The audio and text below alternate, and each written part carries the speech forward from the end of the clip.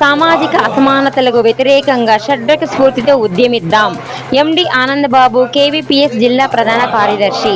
సామాజిక అసమానతలకు వ్యతిరేకంగా షడ్రక స్ఫూర్తితో ఉద్యమిద్దామని కేవీపీఎస్ జిల్లా ప్రధాన కార్యదర్శి ఎండి ఆనందబాబు పిలుపునిచ్చారు.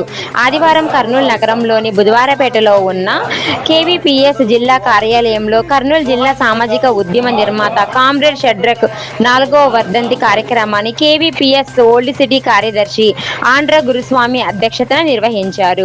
ముందుగా షడ్రక్ చిత్రపటానికి పూలమాల వేసి నివాళులు అర్పించారు. కార్యక్రమాన్ని ఉద్దేశించి కేవీపీఎస్ జిల్లా ప్రధాన కార్యదర్శి ఎండి ఆనందబాబు, జిల్లా ఉపాధ్యక్షులు ఎన్జి కృష్ణ, న్యూ సిటీ అధ్యక్ష కార్యదర్శులు ఏసరాజు, భాస్కర్ మాట్లాడారు. ఈ సందర్భంగా వారు మాట్లాడుతూ చాగలమర్రి మండలము పెద్దబోధనం గ్రామంలో నిరుపేద దళిత కుటుంబంలో జన్మించిన షడ్రక్ తన జీవిత చరమాకం వరకు ప్రజల కోసమే పనిచేసి ప్రజల మనిషిగా కొనియాడబడ్డారన్నారు. కర్నూలు జిల్లాలో కేవీపీఎస్ ఉద్యమాన్ని నిర్మించడంతో పాటు అణగారిన వర్గాలకు ఏ మూలన ఏ సమస్య వచ్చినా అండగా నిలిచారన్నారు. అంటరానితనంపై పటపట పళ్ళు కొరికి దాన్ని అంతమొందించే వరకు వదిలేవారు కాదన్నారు. జిల్లాలలో జటిలమైన సామాజిక రుగ్మతలుగా కొనసాగుతున్న 2 గ్లాసుల పద్ధతి, క్షవరము చేయకపోవడము, దేవాలయాల్లోకి రానివ్వకపోవడము, రచ్చబండల పైన కూర్చొనికపోవడము లాంటి రూపాలను నాగనాథుల హానవాలు, చిన్న తుంబలము, గుడిపాడు, రాతన పి లింగాపురము లాంటి ప్రాంతాలలో నాయకత్వం వహించి అంతమొందించారన్నారు. షడ్రక స్ఫూర్తితో నేటికి కొనసాగుతున్న సామాజిక ఆర్థిక అసమానతలకు వ్యతిరేకంగా ఉద్యమించాలని వారు పిలుపునిచ్చారు. వర్ధంతి కార్యక్రమంలో కేవీపీఎస్ మహిళా నాయకులు విజయమ్మ, జయమ్మ, లక్ష్మీనారాయణ, ప్రదీప్, చింటుతో పాటు మరో 20 మంది కార్యకర్తలు పాల్గొన్నారు. ఈ రాష్ట్రంలో సంఘం పెడితే దానికి కర్నూలు జిల్లాలో వ్యవస్థాపక నాయకులుగా షడ్రక్ గారు పనిచేశారు. కాబట్టి అంతటి గొప్ప వ్యక్తి షడ్రక్ గారు. షడ్రక్ గారు చాలా దూరం, ఎక్కడ చాగలమర్రి మండలం, ఆలగడ్డ దగ్గర చాగలమర్రి మండలం పెద్దబోధనం అనేటువంటి గ్రామంలో పుట్టినాడు. ఐటీఐ పూర్తి చేసుకున్నాడు. అక్కడ నుండి ఇక్కడికి వచ్చాడు. విద్యార్థి ఉద్యమంలో పనిచేశాడు. ఆ తర్వాత పేపర్ మిల్లో పనిచేశాడు. యజమానులు చాలా నరకయాత్ర పెడితే పని చేయకూడదని చెప్పి నరకయాత్ర పెట్టినా కూడా ఎక్కడ తగ్గలేదు. కార్మికుల పక్షాన గట్టిగా నిలబడి పోరాటం చేసేటువంటి ప్రయత్నం చేశారు. అయినా వెనక తగ్గలేదు. సంపూర్ణంగా వీటికి ఆర్థికంగా దెబ్బ కొట్టాలని చెప్పి ఉద్యోగం నుండి తీసేశారు. ఉద్యోగం నుండి తీసేస్తే, మీరు ఉద్యోగం నుండి తీసేస్తే నేనే ఓ ఉద్యమం అవుతానని చెప్పేసి రకంగా ఉద్యమాన్నే ఉద్యోగంగా భావించి ఈ సమాజం కోసం తన జీవితాన్ని అంకితం చేసినటువంటి గొప్పవాడు షడ్రక్. అంటే సామాజిక తరగతులకు ఎక్కడ సమస్య వచ్చిందన్నా ఆ సమస్యల పైన మొక్కవోని దీక్షతో కఠినంగా వ్యవహరించేటువంటి వాడు. అంటరాంతరం చూపేటువంటి వాళ్ళ పట్ల, దళితుల పైన దాడి చేసిన వాళ్ళ పట్ల, దళితుల పట్ల వివక్షత చూపించేటువంటి వాళ్ళ పట్ల, అసమానతలు ఉన్నాయంటే, దళిత పేటలో సమస్యలు ఉన్నాయంటే వాటిని వెంటనే తీసుకోవాలా, పరిష్కారం చేయాలా. పరిష్కారం చేయడానికి సంఘం పెట్టుకున్న మాలాంటి వాళ్ళు ముందుకు పోకపోతే ఎందుకు మీరు పోలేదు అని చెప్పేసి గట్టిగా ఆ పైన కూడా రకంగా అరిచేటువంటి గొప్ప వ్యక్తి షడ్రక్. ఎక్కడైనా ఒకరిపైన దాడి జరిగితే పటపటమని చెప్పేసి పండు కొరికి తన ఆ మాటల్లోనే ఆ ఆవేశాన్ని చూపేటువంటి వాడు. ఎదుటివాడికి ఆ రకమైనటువంటి ఒక్కసారిగా పూరకం వచ్చినట్టు వచ్చి ఇది నా బాధ్యత కదా, నా బాధ్యత నేను నిర్వర్తించలేకపోయినాను, అందుకోసమే కదా మా గైడ్గా ఉండేటువంటి షడ్రక్ గారు ఆ మాట అంటున్నారని చెప్పేటువంటి కసితో దళితుల పక్షాన మరింత వేగంగా పనిచేయడానికి ఆ రకంగా అవకాశం. జిల్లాలో, రాష్ట్రంలో అంటరానితనం పైన దాన్ని పోగొట్టాలని చెప్పేసి ప్రతిఘటన కార్యక్రమాలు నిర్వహిస్తే ఒక ప్రతిఘటన, దాదాపు చాలా ప్రతిఘటన పోరాటాల్లో షడ్రక్ గారితో పాటు నేను కంటిన్యూషన్గా దాదాపు 2007 నుండి 2021 దాకా ఇదే సంఘంలోనే ఆయన ఉన్నాడు. నేను సంఘం జిల్లా సెక్రటరీగా ఉన్నాను. ప్రారంభ దినాల్లో ప్రతిఘటన కార్యక్రమాలు నిర్వహించాం. 2009లో 3వ దఫా ప్రతిఘటన పోరాటం. దుగ్గలి మండలం రాత్ర అనేటువంటి గ్రామంలో జనరల్గా దళితుల్ని దేవాలయాల్లోకి రానివ్వరు. దళితులు దేవాలయంలోకి రానివ్వరు అంటే దళిత దేవతగా ఉండేటువంటి మారెమ్మ దేవాలయంలో కూడా దళితులు రానివ్వరు. ఇది దుర్మార్గమైంది.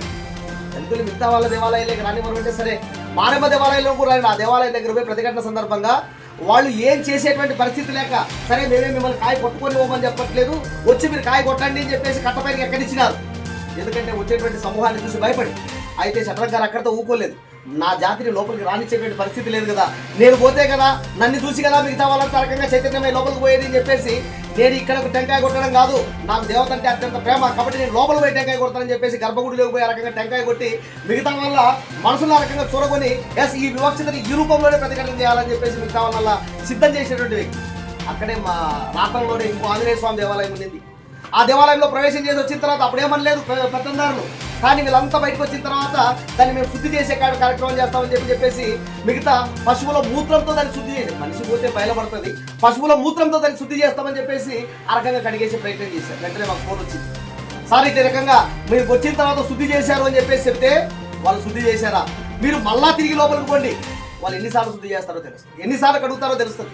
కాబట్టి వాడు కడగాల నువ్వు లోపలికి పోవాలి, కడగాల నువ్వు లోపలికి పోవాలంటే పదే పదే చేయడం ద్వారా నిజంగా భక్తుడేటోడైతే రోజు కడగడం ఒక దగ్గర ఆపేస్తాడు. ఎందుకంటే వాడుకున్న భక్తి అనేటువంటిది పరిమితం, ఇది కేవలం కుల వివక్షత, ఇది కేవలం అంటరానితనం, ఇట్లాంటి వాటిని బద్దలు కొట్టాలా, ఎక్కడ క్షమించకూడదు అని చెప్పేసి ఆ రకంగా ఆయన కోరుకున్నాడు. ఆ రూపంలోనే అక్కడ జయప్రదమైంది. కొన్ని వందల గ్రామాల్లో, ఈ జిల్లాలో వందల గ్రామాల్లో కుల వివక్షత అంటరాంతరం అనేటువంటిది బద్దలు కొట్టడంలో ప్రముఖ పాత్ర వహించేటువంటి ఉద్యమకారుడు షడ్రగ్ గారు. కాబట్టి ఇప్పుడు భాస్కర్ గాని మన కృష్ణ గాని చెప్పినప్పుడు చెప్పిందేమి, ఒక సర్కిల్కే ఆయన పేరు పెట్టారు అని అంటే మామూలు మనం చూస్తుంటాం ఇప్పటిదాకా అంబేద్కర్ సర్కిల్, లేదా జగజీవన్ రామ్ సర్కిల్, లేదా పూలే సర్కిల్, లేదా గాంధీ సర్కిల్, లేదా ఇంకో రకమైనటువంటి జాతీయోద్యమ నాయకుల సర్కిల్ మాత్రమే దేశంలో ఉంటాయి. కానీ ఒక జిల్లాలో ప్రజల కోసం అంకితమై ఎంత గొప్పగా పనిచేస్తే ఒక వ్యక్తి పేరు ఆ రకంగా పెడతారు అనేటువంటిది మనం ఆలోచించాలి. కాబట్టి అంత గొప్ప వ్యక్తి మన సంఘంలో ఉండడం మన గర్వకారణం. అయితే ఆయన మన సంఘంలో ఉన్నాడని చెప్పేసి ఉంటున్నామా, కానీ ఆయన కొనసాగించినటువంటి ఆశయాలు ఏవైతే ఉన్నాయో ఇంకా చాలా చాలా మిగిలి ఉన్నాయి. ఇప్పటికీ దళితులు అంటరాంతరంతోనే ఉన్నారు, ఇంకా రెండో తరగతి పౌరులుగానే ఉంటా ఉన్నారు, అసమానతల మధ్యనే జీవిస్తూ ఉన్నారు, సమస్యల కుంపటిలో మగ్గుతున్నారు, దాడులకు గురవుతున్నారు, దౌర్జన్యాలకు గురవుతున్నారు, హత్యలకు బలవుతున్నారు, అత్యాచారాలకు నలిగిపోతా ఉన్నారు. కాబట్టి ఇలాంటి ప్రజల పక్షాన షడ్రగ్ గారికి నివాళులు అర్పిస్తున్నామంటే వాళ్ళ కోసం మేము అంకితమైన రకంగా పనిచేస్తాం. లేదు దళితుల ఎక్కడ ఏ సమస్య వచ్చినా దాన్ని పరిష్కరించడానికి మేము మొక్కవని దీక్షతో పనిచేస్తాం అని చెప్పి ఆ రకంగా ఆయన ఆశయాన్ని మనం స్వీకరించినప్పుడే నిజంగా నివాళులు అర్పించినట్లు లెక్క. ఇలా మనం చూస్తున్నాం, ఎక్కడ చూసినా ఇప్పుడు బీజేపీ అధికారంలోకి వచ్చిన తర్వాత దళితుల పైన తిండి పేరుతోటి, బట్టల పేరుతోటి, సంస్కృతి పేరుతోటి, భాష పేరుతోటి, ప్రాంతం పేరుతోటి రోజువారీగా దాడులు పెరుగుతూ ఉన్నాయి. అందుకే మేము మా నివాళి ఏమంటే ఈ మతం ఉన్మాదం కారణంగా దళితులను వేరు చేసి వాళ్ళు మనుషులుగా ఉన్నటువంటి ఈ వ్యవస్థకు వ్యతిరేకంగా మేము ఆ రకంగా ప్రతిరూపుని పోరాడుతామని చెప్పేటువంటి శబ్దాన్ని మనం ఈ సందర్భంగా తీసుకోవాలి. అదే మనకు ఆయన ఇచ్చేటువంటి గొప్ప నివాళి అని చెప్పేసి మీ అందరికీ తెలియజేస్తూ సామాజిక కుల వివక్ష వ్యతిరేక పోరాట సంఘం జిల్లా కమిటీ తరఫున వచ్చిన ఈ కార్యక్రమానికి, వర్ధంతి కార్యక్రమానికి వచ్చిన అందరికీ కూడా పేరు పేరున సామాజిక ఉద్యమ నమస్కారాలు. వివక్ష వ్యతిరేక పోరాట సంఘం జిల్లా వ్యవస్థాపకులు షడ్రగ్ గారి 4వ వర్ధంతి సందర్భంగా ఈ కార్యక్రమానికి చేసినటువంటి అందరికీ ఉద్యమాభివందనాలు. తరగతి నుంచి వచ్చినటువంటి వ్యక్తి పేరుని అగ్రకులాలు, వాస్తవంగా అక్కడ ఉన్నటువంటి అగ్రకులాలు బాగా డబ్బున్న ఏరియా, అటువంటి ఏరియాకు ఒక దళిత సామాజిక తరగతి నుంచి వచ్చిన ఒక వ్యక్తి పేరు పెడుతున్నారంటే ఆయన ఏ స్థాయికి దిగింటాడో మనం అర్థం చేసుకోవాలి.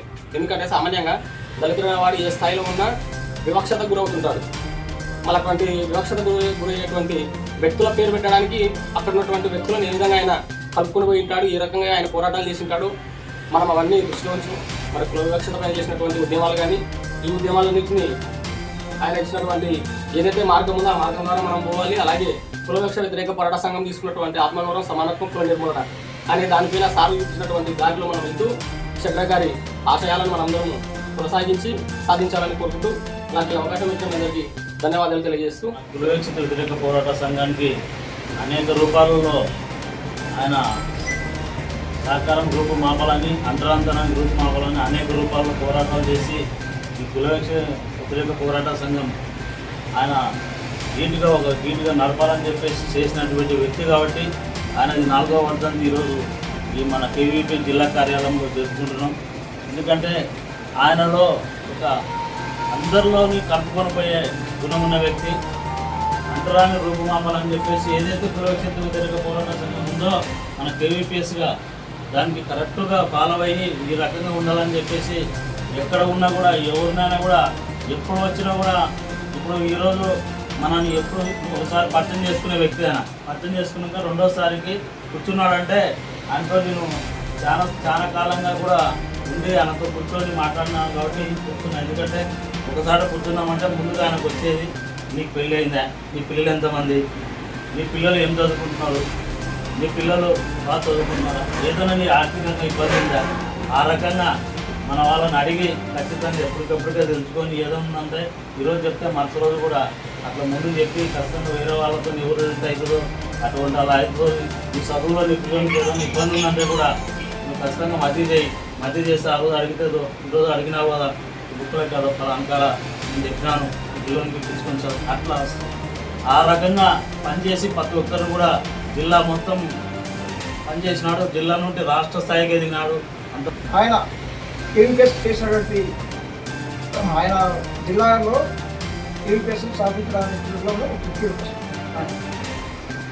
మన 1998లో మనం చేస్తే దాంట్లో ప్రధాన ప్రయత్నంలో వహించిన వాడు ప్రసాద్ సార్ జిల్లా నుంచి కేవీపీఎస్. అందుకని ఆయనను మనం చూపించాలి.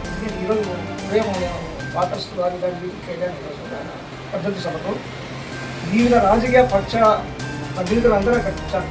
అంటే తెలుగుదేశం, కాంగ్రెస్, సిపిఐ, తర్వాత వైసీపీ పెద్ద పెద్ద లీడర్లంతా వచ్చారు, మార్కెట్లో వచ్చారు అందరూ. కానీ అటువంటిది ఆయనను గురించి మాట్లాడుతుంటే అసలు మనకు పార్టీగా ఆయన ఎంత ఎదిగినాడో, పార్టీలో ఎంత మంచిగా జనాలలో కూడా గుర్తింపు తెచ్చుకున్నాడు. అది చూస్తే మనిషి అన్ని చెమర్చడం మాట్లాడుతుంది. అదే ఇటువంటి వ్యక్తి మన దళిత కుటుంబంలో పుట్టి ఈ రకంగా ఎదిగినాడు ఆయన అనేసి ఆశ్చర్యం అనిపించింది. ఒక రకంగా పోతున్నాయి వ్యతిరేకంగా దళితులపైన దళితుల దాడులు ఇవన్నీ ఆయన చూసి ఆయన చెలికిపోయి అరే ఇది ఏదో బాగా మనకు అంతరాంతనాన్ని ఎక్కువ చేస్తున్నారని చెప్పేసి ఆయన నడుము కట్టి అంతరాంతనానికి వ్యతిరేకంగా పోరాడిన మొట్టమొదటి వ్యక్తి మన అవసరం పెట్టాలి. ఆ క్రమంలోనే ఆయన ఆశయాలను కూడా మనం ముందుకు తీసుకుపోయి ఆయన బాటలో మనం నడవాలనేసి నేను కోరుకుంటూ ఈ సమయంలో అందరికీ